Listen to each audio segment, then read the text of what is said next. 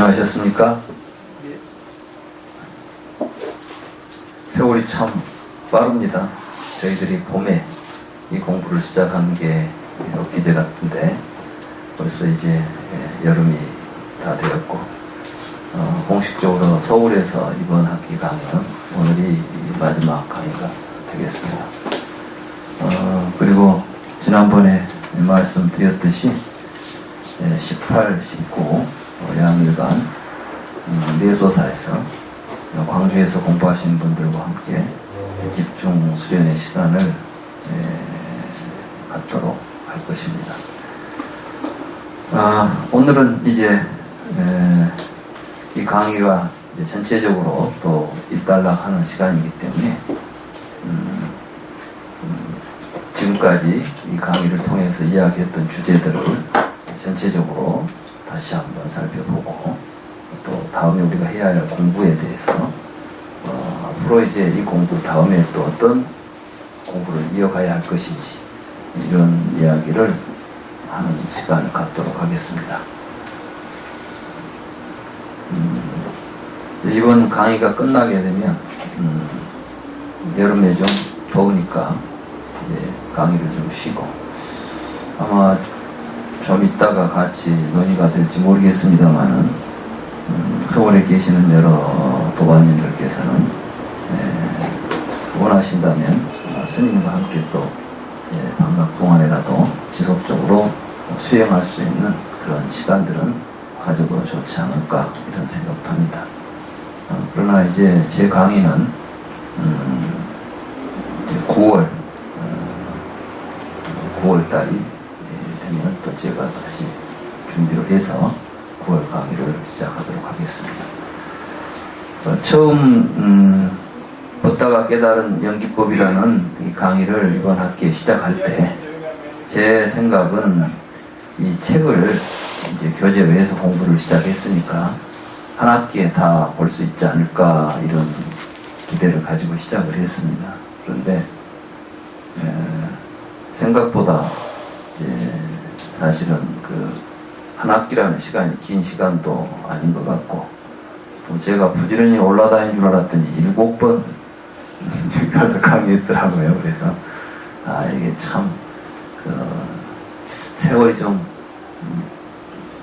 빨리 가는구나. 무슨 공부를 하나 이게 이제 하기가 그렇게 쉽게 되는 일이 아니구나 하는 걸 새삼 느끼게 됩니다. 그래서 이 책을 이제 다음 학기까지 해서 다 공부를 하려고 합니다. 그리고 이 공부가 끝난 다음에는 이제 중론을 가지고 공부를 할 것입니다. 중론도 1년 동안 강의를 할 것입니다. 중론 강의가 끝나면 이제 유식에 대한 강의를 또 1년 동안 할 것입니다. 그러니까 이렇게 해서 우리는 한번 공부하면 한 1년씩 공부를 할 것입니다. 지금 우리가 공부하려고 하는 이 근본불교, 중관유식, 그리고 이제 마지막에 저는 대승 기실론이라고 하는 책을 또 1년 동안 같이 공부하면서 저는 이 과정을 한 4년 과정으로 보고 있습니다. 그래서 우리 불교를 공부하는 사람들이 기본적으로 이 4년 과정을 이제 마치게 되면 누구나 다 스스로 자신의 삶 속에서 깨달음을 성취할 수 있고, 또 많은 사람들에게 이 법을 전할 수 있는 그러한 힘을 갖게 될 것이라고 저는 기대를 합니다. 그래서 이런 과정을 제가 이제 설정을 했고, 그 과정 동안 꾸준히 함께 여러분들이 공부했으면 하는 것이 제 바람입니다. 실제로 이것은 우리 불교의 역사입니다. 불교는 부처님께서 처음 근본 경전을 통해서 우리들에게 연기의 도리와 그 연기의 도리를 깨닫고 우리의 삶을 행복하게 이끌어갈 수 있는 길을 열어주셨습니다. 그 가르침들이 시간이 지나면서 어리석은 사람들에 의해서 왜곡되기 시작했습니다. 그래서 불교가 올바른 부처님의 뜻을 상실했을 때 그것을 바로 잡아야 되겠다. 그래서 그 부처님의 가르침의 그 근본 뜻을 되살리려고 했던 게 반야 중관 대승불교입니다. 그리고 이제 이 대승 반야 사상의 기초에서 부처님께서 우리에게 보여준 연기의 도리를 좀 더 구체적으로 설명하려고 했던 이론들이 나오게 됩니다.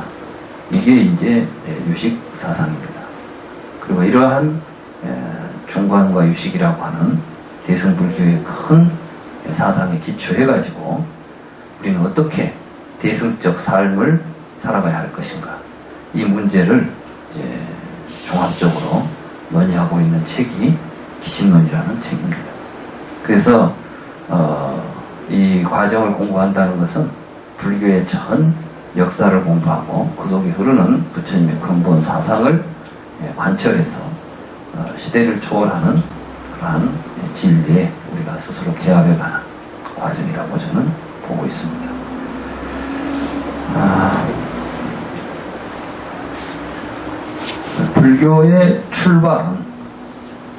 불교의 출발은 근본적으로 왜 우리는 괴로운가? 자기 현실의 문제에서 출발합니다. 부처님은 나의 모든 가르침은 사성제로 되어 있다. 다시 말해서 고집 멸도의 가르침이 불교다. 우리가 보통 성제라고 부르죠. 그 성제라는 것은 거룩한 진리다 이런 뜻인데, 불교에서 이야기하는 진리가 사성제입니다. 그럼 왜 사성제가 진리인가?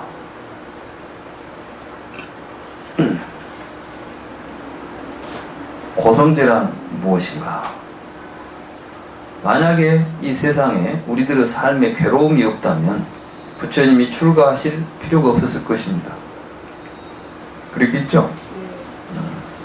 우리는 그래서 이 고성제의 의미를 분명하게 이해해야만 불교를 공부할 수가 있습니다. 근데 우리가 불교를 공부한다고 하면서도 고성제에 대한 의미는 별로 그렇게 중요시하지 않고 불교가 뭐냐 이런 식으로 접근하죠. 부처님께서는 무엇이 고성제냐고 하는 물음에 대해서 우리는 근본적으로 태어나서 늙고 병들어 죽어가는 존재라는 사실입니다. 이 사실을 부정할 수 있는 사람이 있습니까? 그렇죠? 그러니까 고성제가 뭐냐 하는 문제는 생로병사의 문제가 곧 고성제의 문제인 것입니다. 보통 사람들이 이렇게 이야기합니다. 불교는 생사 문제를 해결하는 것이다. 이렇게 이야기하죠? 맞습니다. 그럼 그 생사가 뭐냐? 여기에 우리가 좀 주목해야 됩니다.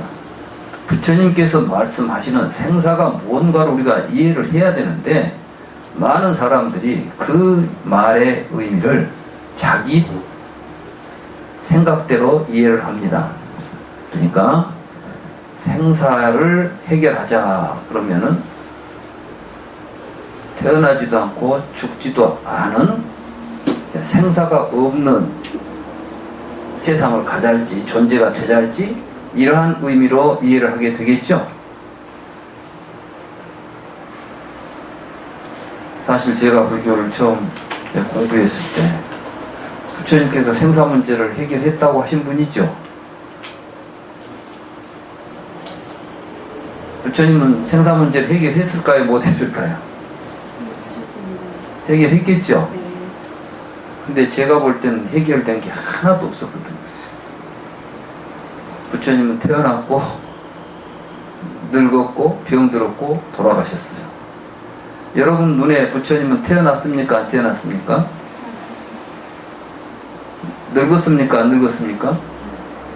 병들었습니까? 안 들었습니까? 돌아가셨습니까? 안 돌아가셨습니까?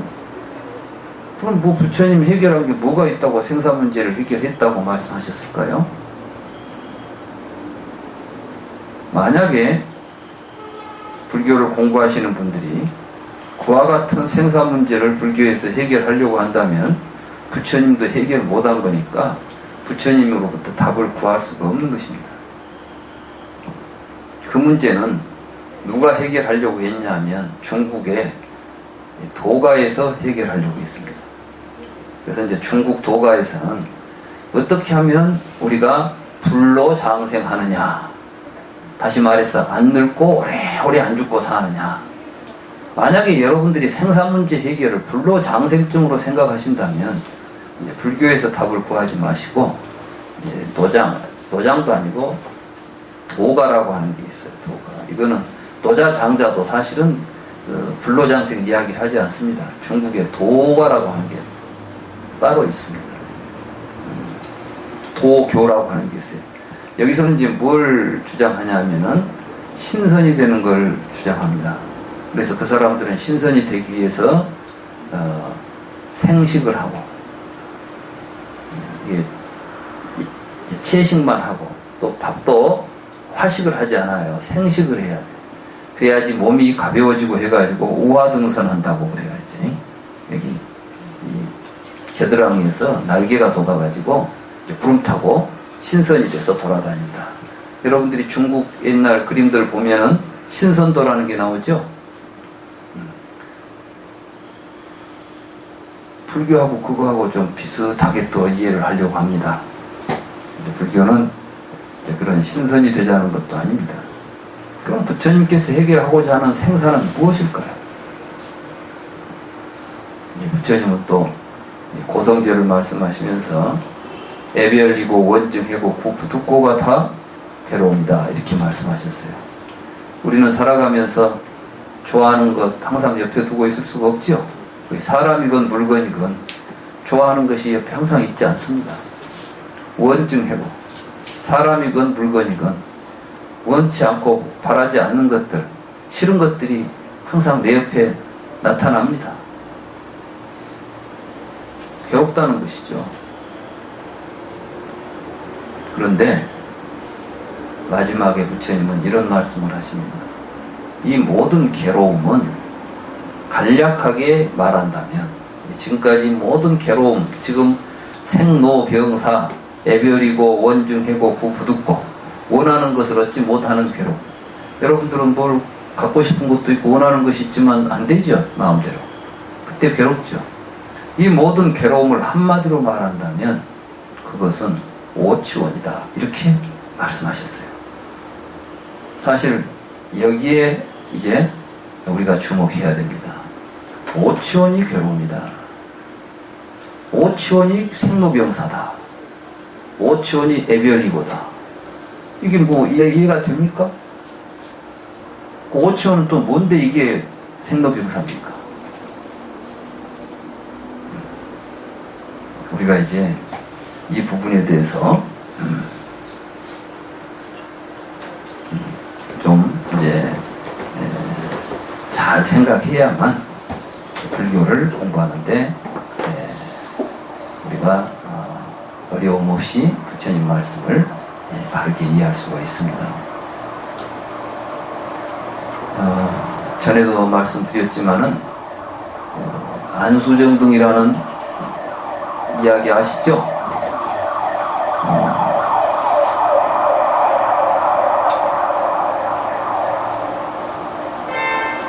법당에 가보면 벽화에 웅덩이에 사람이 빠져가지고 측렁쿨이나 나무 뿌리를 붙잡고 있는 그림 있죠?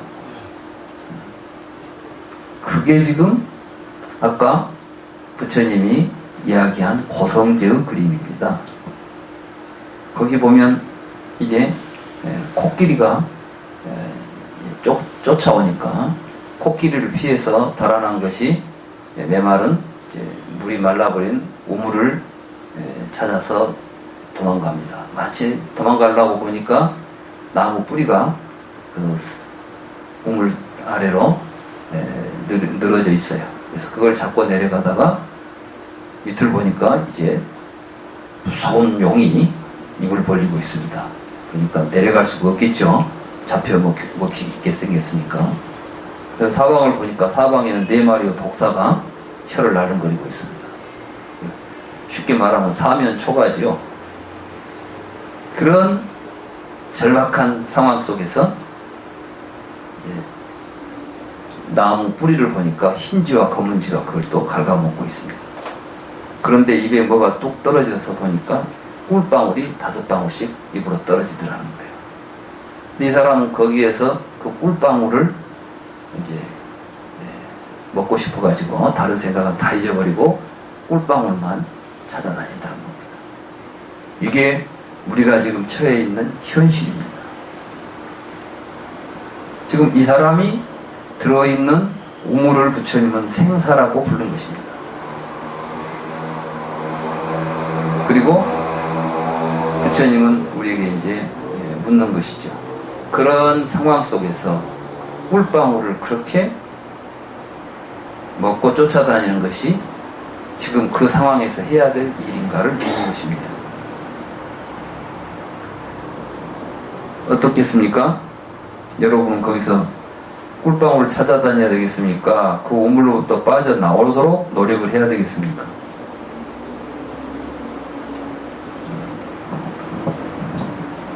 그건 이제 비유라고 부처님이 말씀하셨어요. 바로 그 우물은 생사에 우리가 겪고 있는 생사가 바로 그 우물 속을 이야기하는 것이고, 그 밑에 용은 죽음이라는 겁니다. 우리는 죽음 앞에 서 있는 존재들입니다. 그리고 흰지와 검은지는 세월이라는 것입니다. 낮과 밤입니다. 하루하루가 지나가면 우리의 수명줄은 끊어져 가고 있습니다. 그런데 그때 떨어지는 꿀방울은 오용락이고, 사방의 독사는 지수화풍 4대라는 것입니다. 이런 정황들은 지금 무엇을 의미하고 있을까요? 그런데 그때 이제 벌들이, 바람이 불면 벌들이 내려와가지고 막 쏩니다. 이 벌을 부처님은 사견이라고 불렀습니다. 이 상황은, 이건 누구에게 해준 이야기냐면, 그 당시 인도에서 가장 큰 나라라고 하는 코살라라고 하는 나라가 있었습니다. 코살라라고 하는 나라가. 이 코살라라고 하는 나라의 왕 빈비사라가 왔을 때, 빈비사라가 아니라 누구죠? 코살라의 왕 누구죠? 얼른 생각이 안 나는데, 그 대왕이 왔을 때의 왕에게 한 이야기예요. 우리들은 이 세상을 살아가면서 큰 왕처럼 큰 권력을 갖기를 모두 원하죠. 그러면 얼마나 행복하겠어요. 그런데 부처님은 대왕이시여, 이렇게 말할 때 당신은 그와 다를 게 있습니까 없습니까? 라고 묻고 있는 것이죠. 그렇지 않겠습니까? 저 상황이 돈이 많다고 해서, 적다고 해서, 권력이 높다고 해서, 낮다고 해서 그 상황과 다른 사람이 한 사람이라도 있겠습니까? 이걸 올바로 본 사람들은, 불자는 바로 이걸 올바로 본 사람들입니다. 이걸 올바로 본 사람들은 세상에 어떠한 재물이나 권력에도 사실은 눈을 돌릴 수가 없는 것입니다. 그것은 꿀방울들입니다. 꿀방울을 좀 더 많이 먹는다고 해서 그 상황이 달라지겠습니까? 꿀방울 좀 적게 먹는다고 해서 그 상황이 달라지겠습니까? 여러분들이 보시기에는 돈 많은 사람들은 근심 걱정이 우리보다 훨씬 적을 것 같죠? 보면 나만 근심이 많은 것 같아. 왜 내 팔자는 이러고 내 인생은 이런지, 이런 생각이 그때가 많이 있죠? 근데 그 생각이 들 때마다 나만 이러는 것이 아니다. 세상의 사람들이 다, 중생들은 다 이렇다. 그걸 느껴야 됩니다. 여러분들이 왜 더 괴롭냐 하면, 다른 사람들은 행복한데 나만 괴로운 것 같으니까 더 괴로워요. 근데 여러분들이 일단은 부처님 말씀을 보니까 저나 나나 죽음의 용 위에서 나무 뿌리 붙잡고 다둥거리는 신세는 다를 바가 없겠구나. 이렇게 보면 세상에 그 누구도 사실 부러울 게 없는 겁니다. 누가 제일 부럽겠어요? 거기 빠져나간 부처님이 제일 부럽지. 그래야 우리가 이제 부처님을 찾아서 부처님에게 비의하는 것입니다. 그때 부처님이 말씀하시기를 그 안에 붙어있는 그 칡능불을 붙잡고 있는 게 우리 인간인데 그 인간이 바로 오치원이라는 겁니다. 그러면 거기에서 생로병사가 벌어지고 있는 거, 거기 그 자리가 생로병사가 벌어지고 있죠? 그렇죠? 지금 밑에 죽음이 있죠? 지금 시시각각으로 수명이 짧아진다는 것은 늙고 병 들어간다는 걸 의미하는 거 아니겠습니까? 지금 그 상황이 벌어지는 근본 원인은 무엇이겠습니까? 자, 여기서 코끼리가 원인일까요? 독사가 원인일까요? 용이 원인일까요? 나무 뿌리가 원인일까요? 생쥐가 원인일까요? 꿀이 원인일까요? 누가 원인이에요? 예? 사람? 예? 거기에 지금 그 상황이 거기에 코끼리가 놀고 다니든 뱀이 우글거리든 뭐가 있든 내가 거기 안 들어갔으면 문제가 안 생겨요. 지금 거기에서 핵심은 뭐냐면 지금 나무 뿌리를 붙잡고 있는 이놈입니다.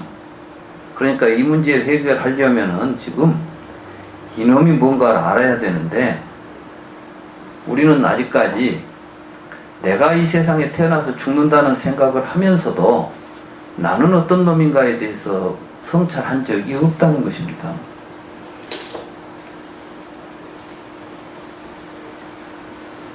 이 이야기를 나무 이야기 듣지 마시고 여러분 스스로에게 물어보세요.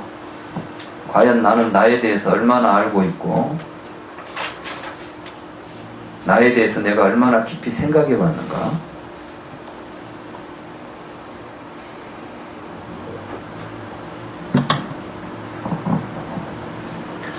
놀랍게도 인류의 역사에서 모든 사람들이 이 세상에서 다른 건 다 없어도 나는 있다는 믿음을 가지고 살고 있습니다. 철학자도 그러고 종교도 그러고 다 마찬가지. 서양의 데카르트라고 하는 철학자가 이 세상에 있는 걸 다 의심해 보기로 시작을 했어요. 내가 보고 있는 것도 사실은 없는 걸 보고 있을 수도 있잖아요. 여러분들이 꿈속에는 없는 것도 잘 보지 않습니까? 그러니까 내가 이게 보고 있는 바깥 세상들이 다 사실은 꿈에 보고 있는 것이나 다를 것이 없는지도 모르겠다. 의심이 될 수 있어요, 없어요? 있죠? 이게 하얀색이라고 내가 보고 있지만 사실은 시커먼 색을 나만 하얗다고 보고 있는지도 모르죠. 알 수가 없어요. 그런데 이 사람은 마지막에 가서 분명하게 부정할 수 없는 존재가 하나 있다. 그건 뭐냐면 나다고 생각했어요. 왜 나다고 생각했냐? 의심을 하는 것도 생각인데 나는 생각하고 있잖아요. 거기 또 에르고솜이라고 했어요. 나는 생각한다? 그러므로 나는 존재한다. 많이 들어보셨죠? 그러니까 생각하는 놈이 나라는 거예요. 그럼 지금 이 사람은 나를 무엇으로 인해서 나를 지금 보고 있죠? 데카르트가 본 것은 나를 본 겁니까? 생각하고 있는 사실을 본 겁니까? 그래. 생각한다는 것만 봤지 생각하는 나를 아직 안 봤어요. 그런데 그는 생각하는 놈은 분명히 이건 부정할 수 없이 생각하고 있는 사실이 있기 때문에 생각한다면 생각하는 놈이 있어야 될 게 아니겠느냐. 그러니까 그것은 이제 증명할 필요가 없다. 이제 더 이상 물을 필요 없이 있다고 우리가 확정할 수 있다고 이야기를 했습니다. 그 말은 무엇을 의미하냐면 우리는 모두가 다 같이 그렇게 자기 존재는 의심의 여지 없이 확증하고 있다는 사실입니다. 다른 건 다 의심하면서도 자기는 의심하잖아요.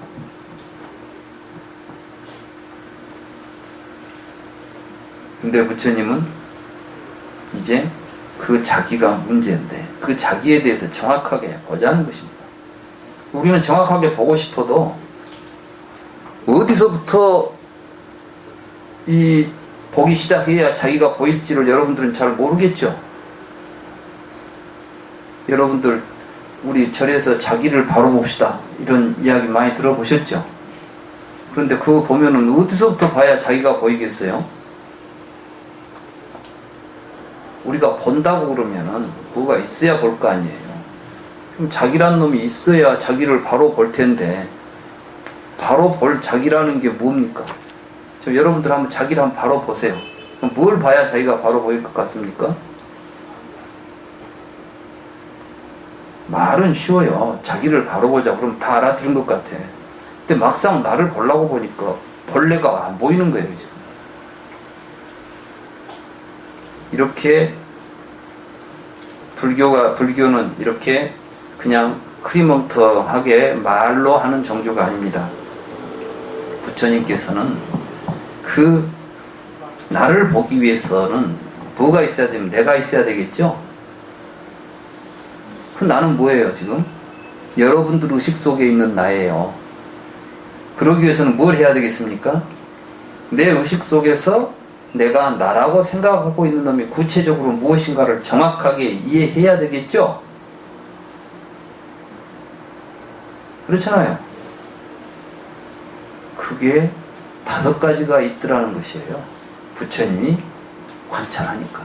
그게 부처님은 이렇게 관찰하신 거예요. 말하자면 이제 이 생사 문제를 해결하려고 보니까 생사를 겪고 있는 놈이 있잖아요, 지금.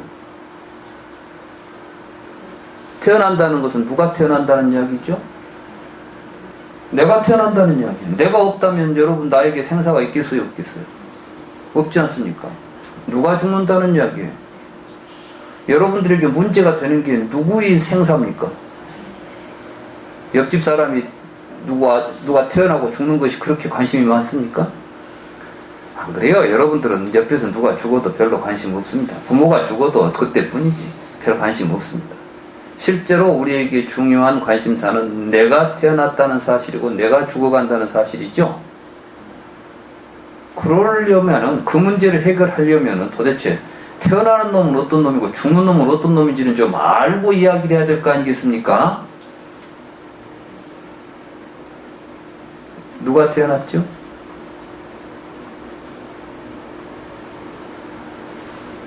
여러분 전부 태어났다고 생일 잔치 잘 하시잖아요. 태어난 놈이 어떤 놈인지 알고 계십니까? 내가 태어났대요. 그 내가 어떤 놈이냐고 다시 물으면 또 나밖에는 답이 안 나와. 이게 우리가 알고 있는 나의 전부예요.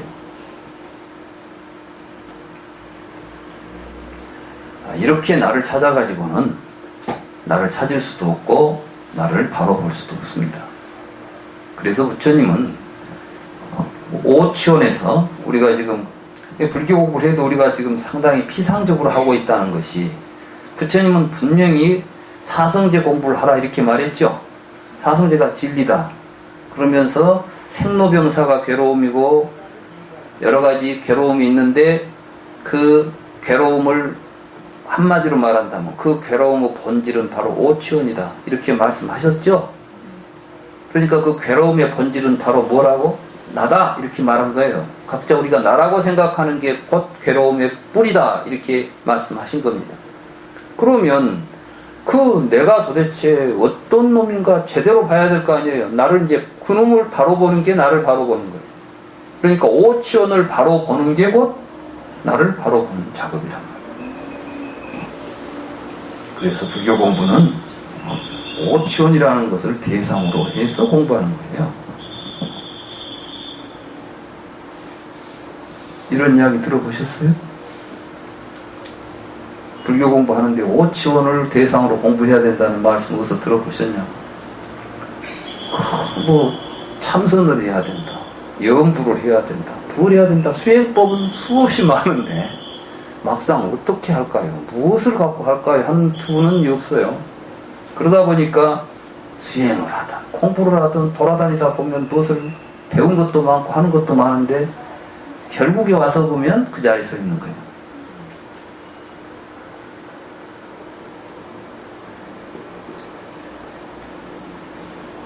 오치원이 괴로움이니까 오치원에 대해서 잘 보자 이렇게 말씀하셨잖아요.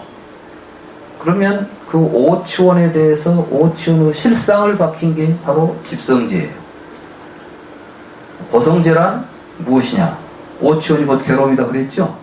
그러면 괴로움은 도대체 원인이 무엇이냐 이렇게 묻는 게 집성제라고 그랬죠? 사실은 집성제는 원인이 무엇이냐는 말하고 집이라는 말하고는 별 관계가 없습니다. 집이라는 말 자체가 원인이라는 말은 아닙니다. 그런데 뭐냐면 오치원이라고 하는 것이 어떠한 과정을 통해서 형성되고 있는가를 설명한 이론이 12연기입니다. 그러니까 무명으로부터 생로병사가 벌어진다 이렇게 이야기가 되지 않습니까?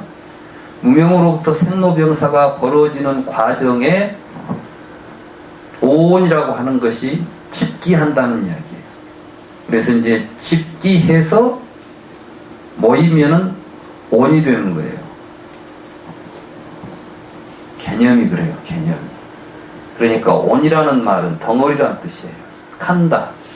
산스크리트는 스칸다. 스칸다라는 건 뭐냐면 무엇이 많이 모여가지고 흙을 많이 모아놓으면 흙덩어리가 되죠. 이런 것처럼 무엇이 같이 많이 모이면 덩어리가 돼. 근데 이게 바로 우리가 나라고 생각하는 것은 본래부터 존재하고 있는 것이 아니라 어떤 과정을 통해서 무엇이 모여가지고 덩어리처럼 지금 우리 눈앞에 있어요.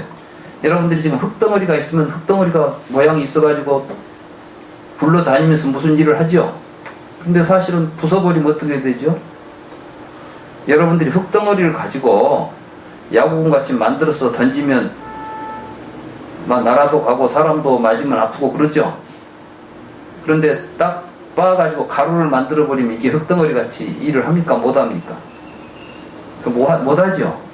마찬가지예요. 지금 여러분들이 나라고 생각하고 있는 이 5가지가 그 덩어리들이 모여 있는데 그게 무슨 덩어리냐면 망상 덩어리들이라는 망상. 그러니까 이제 그것이 무명으로부터 생긴 거니까 진짜 있는 거예요. 우리가 헛생각으로 만들어 놓은 거예요. 12연기에 보면 무명을 내놔야 행이 있고 이렇게 말씀하셨지 않습니까? 헛생각으로 만들어 놓은 것들이 모여가지고 덩어리가 되어 있는 거예요. 그래서 12연기의 마지막에 보면 어떤 말씀이 나오냐 하면 이와 같이 생로병사 우비고뇌에 괴로운 순전히 괴로운 순수한 괴로운 덩어리들만 모인다 이렇게 돼 있어요. 그렇죠? 근데 사람들이 괴로운 덩어리가 모인다는 이야기에 대해서는 별로 의미 부여를 안 해. 다시 말해서 그때 두카칸다라는 말이에요. 두카칸다 쌈우다야 헛디라고 해요. 그러니까 괴로운 덩어리가 이렇게 모여가지고 모이는 일이 있다. 그러한 사실들이 지금 전개되고 있는 것이다. 이것을 보아라. 이래요. 그러니까 그것은 우리가 제대로 관찰하면은 무명으로부터 어떻게 나라고 하는 망상 덩어리가 5가지가 모여가지고 거기로부터 괴로움이 계속해서 일어나고 있는가를 지금 여기에서 볼 수 있다. 그걸 와서 보아라. 나는 오면 보여준다. 이게 부처님의 가르침이에요. 내가 처음 이 강의를 시작할 때 이제 작년에 처음 강의할 때는 와서 보라라는 이름으로 했죠. 그런데 많은 사람들이 그것을 전생에 무명으로 업을 지어가지고 현생에 몸을 받아가지고 내생에 생사를 겪는다 하는 이야기를 해석을 해버립니다. 그러면 와서 볼 수가 있겠어요? 없겠어요? 누가 여러분들에게 전생을 보여줄 수 있는 사람이 있겠습니까? 없겠습니까? 말은 해줄 수 있겠지. 근데 볼 수 없으니까 알 수가 있어요? 없어요? 확인이 안 되니까 믿든지 말든지지. 그러니까 우리 주변의 모든 종교 현상이라는 것이 볼 수 없는 이야기를 하니까 믿거나 말거나 하고 믿으면 그만이고 안 믿으면 그만이고 이런 이야기들이 횡행하고 있는 거예요.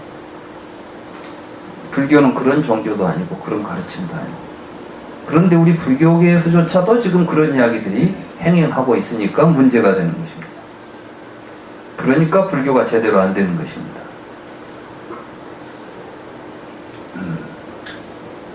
이제 우리는 무지로부터 무엇이 무진지는 아직 드러나지 않습니다. 이제 우리는 무엇이 무진지를 가르치는 게 불교라는 것을 알아야 됩니다. 그래서 이제 무지로부터서 자아라는 생각이 만들어지고, 그 자아라는 생각을 갖고 있는 한 우리는 끊임없이 태어나서 늙고 병들어 죽는다는 생각 속에 빠져서 살 수밖에 없습니다. 이게 이제 집성제예요. 그러면은 헛생각 때문에 모였다면은 없애버려야 되겠죠. 뭘 멸해야 됩니까?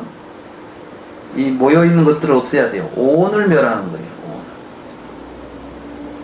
근데 오온이라는 게 지금 뭐냐면은 망상 덩어리라고 그랬죠. 그러니까 망상을 깨부수자는 거예요. 무엇이 없으면 망상이 사라진다? 무명이 사라지면 이런 것들이 사라진다. 좀 그 무명이 사라지고 망상이 사라지는 삶을 살아야 될 거 아니에요. 그게 바로 정견입니다. 이 정견은 바로 무명이 사라진 상태를 정견이라고 말하는 것이죠. 그래서 이제 정견을 가지고 무명을 버리고 살아가면 우리에게는 생사의 괴로움이 나타나지 않는다. 다시 말해서 여러분들이 살면서 중내 산에 이런 고민 안 하고 산다는 거예요. 솔직히 말해서 내일 죽을 줄 누가 합니까? 그죠? 지금 우리에게 중요한 것은 내일 죽냐 사냐가 아니라 오늘 지금 이 현실을 내가 얼마나 행복하고 보람있게 살아가느냐가 중요하겠죠. 그리고 또한 분명한 것은 우리에게 내일은 없다는 것입니다. 여러분은 내일을 본 적 있습니까?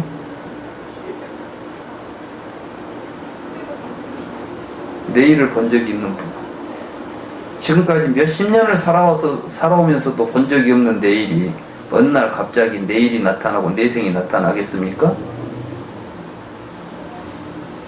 이게 바로 있는 그대로를 바로 보는 겁니다. 우리에게는 항상 지금 여기에서 내가 지금 살고 있다는 사실이 우리에게 가장 소중하고 중요한 것입니다. 그래서 오늘 이 순간을 잘 지내면 그것이 내일이 되고 모레가 되는 것입니다. 그것이 어제가 되고 내일도 되는 것입니다. 그러겠죠? 여러분은 어제도 오늘을 살았고 내일도 오늘을 살게 될 것입니다. 그것이 여러분들의 기억 속에서 어제라는 말로 되고 내일이라는 말로 되지만 여러분들이 당면하고 있는 현실은 항상 오늘 지금 여기일 것입니다. 그렇습니까? 그러니까 이 사실을 안 사람은 지금 이 현실에서 문제가 없으면 문제가 없다고 판단해야 됩니다. 여러분들 지금 여기에서 배가 고프지 않으면 나는 배고프지 않다고 봐야 됩니다. 그런데 내일 배고플지 모른다고 생각해서 재물을 쌓으려고 합니다. 그렇죠? 그래서 문제가 생깁니다. 지금 우리 인류가 갖고 있는 모든 문제는 무엇이 없거나 부족해서 생기는 게 아니라 진실에 대한 무지로부터 지금 여기에서 내가 해야 할 일이 무엇이고 내가 어떻게 해야 가장 행복한 상태가 되는 줄을 모르기 때문에 행복을 피해 다니기 때문에 고통이 나타나는 것입니다. 그걸 우리가 깨닫자고 하는 것입니다. 그리고 그걸 우리의 삶 속에서 실현하자는 것입니다. 그걸 우리는 팔정도라고 부릅니다. 그러니까 정견을 가지고 있으면은 바른 의욕을 일으키게 되고 바른 말을 하게 되고 바른 행동을 하게 된다. 여러분들은 지금 정견을 못 가지니까 여러분들의 생각은 항상 어디에 가 있느냐? 지금 여기에서 내가 무엇을 할까가 아니라 내일을 위해서 어제 때문에 여러분들은 어제 때문에 오늘 내가 뭐 때문에 못 한다고 생각하죠? 지금 내 앞에 있는 사람이 아주 전에 나한테 막 나를 해꾸지하고 아주 나한테 못된 짓을 한 사람이 앞에 있습니다. 그 사람을 보고 여러분들 어때요? 어제의 일 때문에 오늘 그 사람에 대해서 여러분들은 자비로운 마음을 일으킬 수가 없죠. 또 내일 일을 생각해 보니까 오늘 좀 거짓말 좀 해가지고 뭐 좀 해야 되겠다 이런 생각도 나온 거 아니에요. 그러나 어제는 이미 지나가 버렸고 존재하지 않는 것입니다. 이미 가버린 것들입니다. 내일은 이제 아직 오지도 않은 것들입니다. 그래서 공부하는 사람들은 항상 지금 여기에서 그가 누구든 나와 상대하고 있는 사람 내가 어떻게 해야 할 것인가, 이게 우리에게 가장 중요한 삶의 문제인 것입니다. 이걸 잘하고 사는 걸 보고 팔정도라고 부릅니다. 그리고 그러한 삶을 살아갈 때 나타나는 것을 보고 선정이라고 부릅니다. 많은 사람들이 불교 공부를 하면서 생활은 내버려 두고 또 선정을 하러 다녀요. 수행하러 간다 하면서 선정을 하러 갑니다. 그런데 팔정도에 보십시오. 팔정도의 정견을 가지고 정사, 정어, 정업, 정업이라는 것은 직업을 가지고 생활하는 것입니다. 스님들은 글씨 거는 것이 정업이야. 사람마다 다 생업이 있어야 돼, 생업이. 그런데 이 생업이 올바른 생업을 해야 돼요. 이게 정업이에요, 이게. 정업, 정명이 이제 그 생업이에요. 정업이라는 것은 바로 업이고, 우리가 말하는 몸으로 짓는 업 있죠. 그러니까 이제 정사는 의업이라고 그래요. 정어는 구업이라고 그러고, 정업은 신업이라고 그럽니다. 그러니까 우리 인간의 삶이라는 것은 신구의 삼업을 짓게 되어 있죠. 근데 어떤 사람들은 또 그럽니다. 업을 지으면 윤회를 받으니까 업을 안 짓는 수행을 해야 된다. 그게 무슨 말이에요? 그럼 부처님이 하신 말씀이 다 거짓말이란 말이에요. 그럼 팔정도를 수행하지 말란 말입니까? 팔정도에 보면 정견을 가지고 의업, 구업, 신업을 잘 지어라 그렇게 돼 있잖아요. 수행, 그건 우리 업을 떠나서는 수행이 없습니다.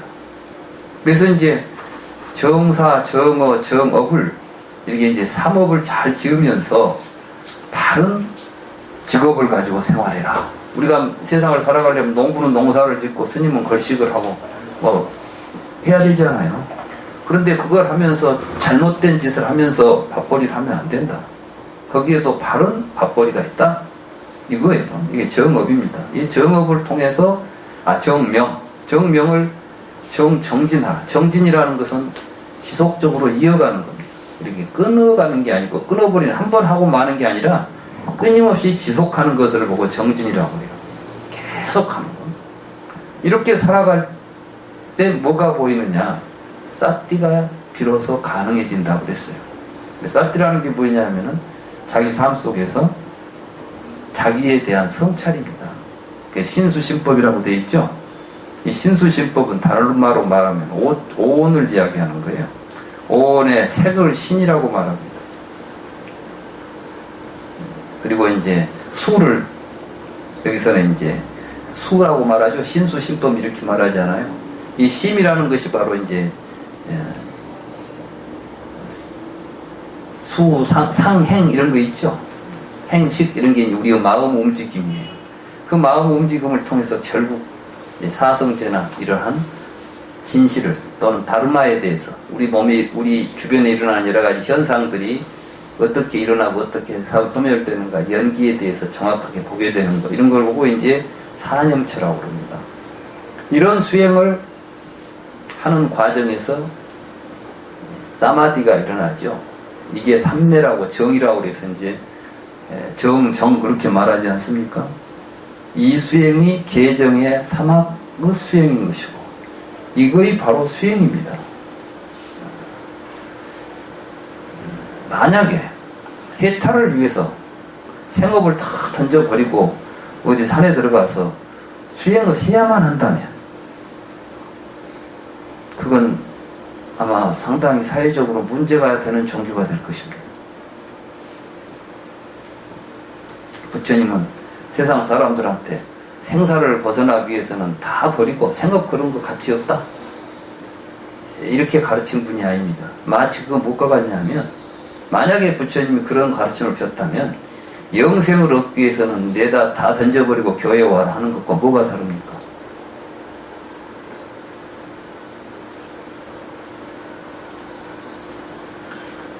저는 이제 우리 주변에서 너무 수행해야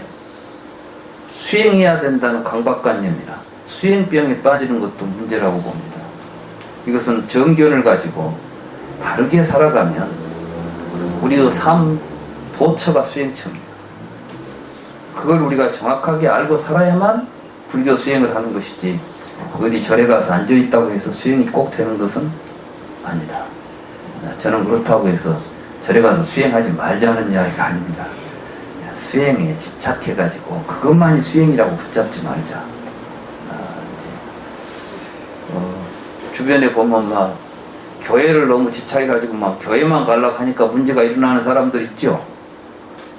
그런 거 하면 또 틈만 나면 절에 가서 참선한다고 앉아있고 세상 일에 관심을 안 가져서 문제가 되는 경우도 있다는 이야기예요.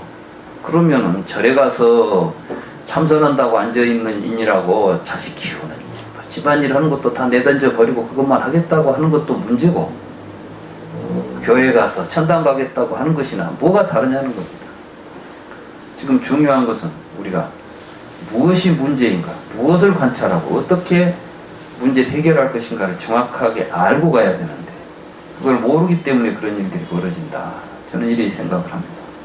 그래서 이제 부처님은 분명하게 오온을 중심으로 해서 이제 부처님 법을 설하신 거예요.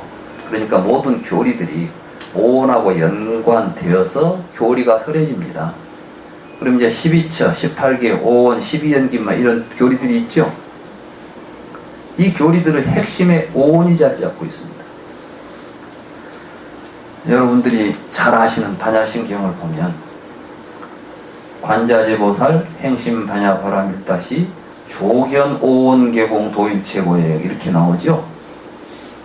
다 아시죠? 왜 반야심경에서 제일 먼저 오온계공이라는 말을 할까요? 바로 불교 수행에서 제일 목표가 하나 대상이 뭐냐면 오온이니까 오온을 대상으로 해서 성찰했다는 거예요. 관자재보살이. 그리고 그 오온을 잘 비추어서 지혜의 눈으로 살펴보니까 실체 없이 무명으로부터 연기해가지고 나타난 허망한 것이더라, 공하더라라는 것을 깨달은 거예요. 그걸 깨닫고 나니까 모든 괴로움이 다 소멸했다. 그것은 뭐죠? 아까 고성제 가운데 모든 괴로움은 한마디로 뭐라고 그랬죠? 오치원이다. 근데 그 오치원이 공이라는 것을 알았으니 괴로움이 있습니까? 없습니까? 일체의 괴로움도 다 사라져버렸다. 그거 어렵습니까? 그런데 그걸 해설하는 책들에는 색을 물질이라고 해버립니다. 물질은 공하다. 무슨 말인지를 아는. 또 물질이 공하다는 것을 깨닫고 보니까 모든 괴로움이 사라졌다. 이해가 됩니까?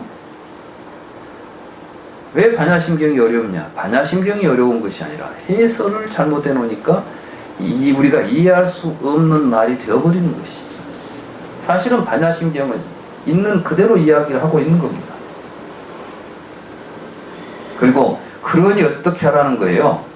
그러니 우리도 네 몸을 실체로 보지 말고 인연 따라 나타났다 사라지는 연기하고 있는 현상으로서 네 몸을 봐라, 이 이야기예요. 그런데 물질을 그렇게 보면 뭐 하겠어요? 지금 여기서 중요한 게.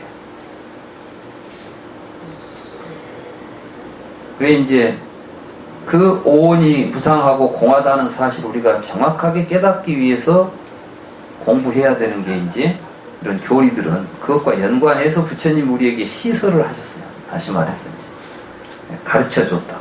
왜? 오온이라는 것을 보니까 오온이 이런 구성되는데 가장 기본이 되는 게 12입처라는 의식 상태예요. 그래서 이제 12입처 설이 나옵니다. 그리고 이 12입처로부터 우리들이 말하는 모든 나와 세계라고 하는 분별의 세계가 벌어집니다. 그래서 이걸 부처님은 일체는 12입처다. 중생들이 보고 있는 모든 것들은 다 12입처에서 비롯되고 있다. 12입처에서 이제 어떻게 일체가 벌어지고 있는가를 설명하는 것이 연기법입니다. 그래 지금까지 여러분들에게 이제 12처설 처음에 이야기했죠? 12처설을 이야기하고 지금 18개를 이야기하다가 이제 오늘에 이르렀습니다. 그럼 18개가 뭐고 18개로부터 어떻게 오온이 연기에 일어나는가, 그것이 어떻게 12연기설이라는 구조로서 우리에게 나타날 수 있는 것인가, 이런 이야기들을 앞으로 우리가 공부하게 될 것입니다.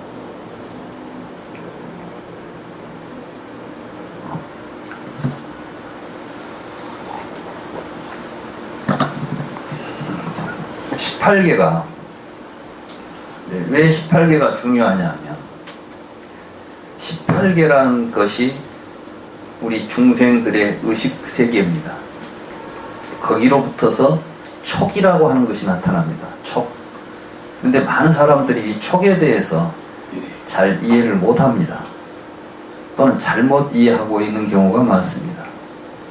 예를 들자면 여러분들은 12연기에서 무명을 연하여 행이 있고 행을 연하여 식이 있고 식을 연하여 명색, 명색을 연하여 육입, 육입을 연하여 촉이 있다 이렇게 설명하지 않습니까?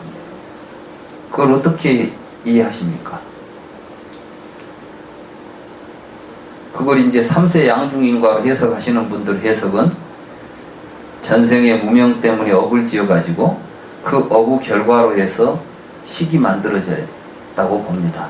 그러니까 과거의 원인이 식이라는 이제 현상을 만들었는데 이 식이 어디로 들어오느냐? 어머니의 모태에 들어와가지고 거기로부터서 명색이 발생한다는 거예요. 명이 뭐냐 하면 정신이고 색이라는 것은 육체라는 겁니다. 그래서 여러분들이 이제 임신을 하면 몸속에서 식이 들어와야 탁태가 되고 임신을 하게 되면은 물질적인 몸의 형태들이 만들어진과 동시에 의식들이 성장하게 돼가지고 그것이 육근으로 안입이설신으로 이렇게 완전하게 감각기관을 갖춰가지고 사람이 되면 세상에 태어난다는 겁니다. 그때 태어날 때 세상하고 접촉을 한다. 이게 촉이다. 이렇게 설명을 합니다. 그런 설명 많이 들어보셨죠? 지금 부처님이 그 이야기 하셨을까요?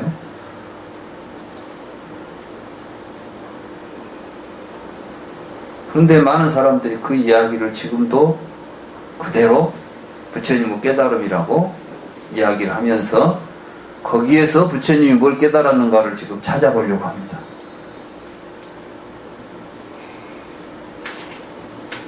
촉은 그런 식으로 부처님은 설명한 적이 없습니다. 그러면 부처님이 직접 설명하신 촉은 무엇이냐? 그러면 18개를 연하여 촉이 발생한다. 그러니까 18개라고 하는 것으로부터 촉이 나온다라고 이야기합니다. 또 촉에 대한 설명들이 곳곳에 많습니다. 이런 설명들은 저 설명과는 전혀 연관이 닿지 않는 설명들이 있는 것입니다. 사실은 이제 제가 18개설을 이야기하고 18개설과 더불어서 촉을 이야기해야만 여러분들이 앞으로 이제 어떻게 나라는 지금 내가 나라고 생각하는 것들이 이런 과정을 거쳐서 지금 우리들에게 나라고 하는 의식들이 만들어지고 있다는 것을 알 수 있어요. 그걸 이제 설명을 제가 여러분들한테 해드릴 것입니다. 항상 불교를 공부하실 때 불교는 다른 이야기를 하는 것이 아니라 나 자신에 대한 이야기를 하고 있다고 생각하셔야 됩니다. 아까 오온이 바로 나 자신이라고 그랬죠? 그래서 이 나 자신은 도대체 내가 나라고 하는 것이 뭐냐? 내가 지금 나라고 붙잡고 있는 이 나라고 내가 생각하고 있는 이것들을 어떻게 해서 이런 생각들이 현재 지금 마치 실제 않은 나처럼 나타나 있느냐? 이런 것들을 여러분 스스로가 이제 성찰을 통해서 관조해서 봐야 됩니다. 마치 관세음보살이 반야바라밀다에서 오온이 공하다고 보았듯이 여러분 스스로가 나라고 생각했던 5가지의 구조가 어떻게 공한지를 정확하게 이해해야 됩니다. 그렇게 이해했을 때 여러분들이 반야심경에 뭐 공중무생, 무수상행신, 무안이비설신, 무색성 이렇게 나오죠.